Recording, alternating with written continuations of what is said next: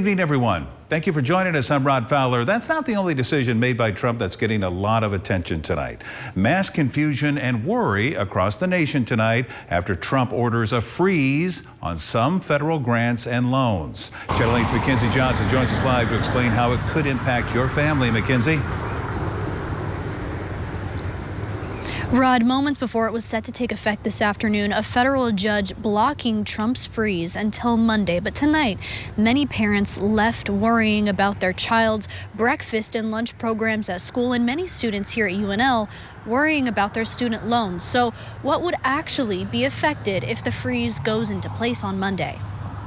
This is not a blanket pause on federal assistance and grant programs from the Trump administration. President Donald Trump announcing a freeze on federal grants and loans, saying it would go into effect at 4 o'clock on Tuesday. That order is now on hold after a court ruling, but the American public is left with many questions swirling in their minds.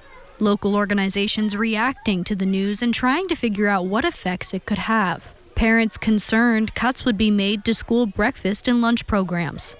Tonight, Lincoln Public Schools says they aren't getting clear answers on how it could impact students. For a while, it was unclear whether Head Start programs would lose their federal funding, but the White House says Head Start will not be impacted as they try to clear up confusion.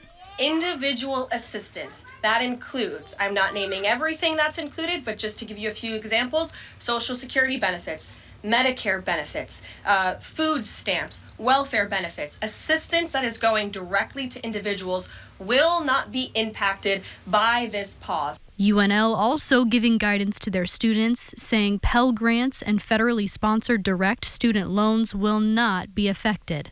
But they are looking into the question of whether it would freeze funding for federally sponsored research or other programs. The White House says this freeze is intended to enforce Trump's recent executive orders.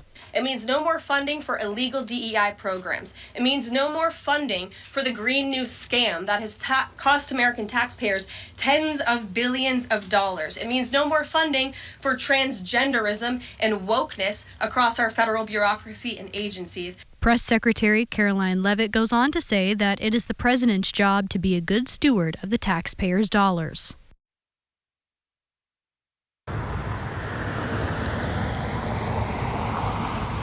Tonight, Governor Pillen's spokeswoman saying, quote, President Trump promised the American people he would rein in federal spending that was out of step with their priorities. He is clearly making good on that promise, end quote.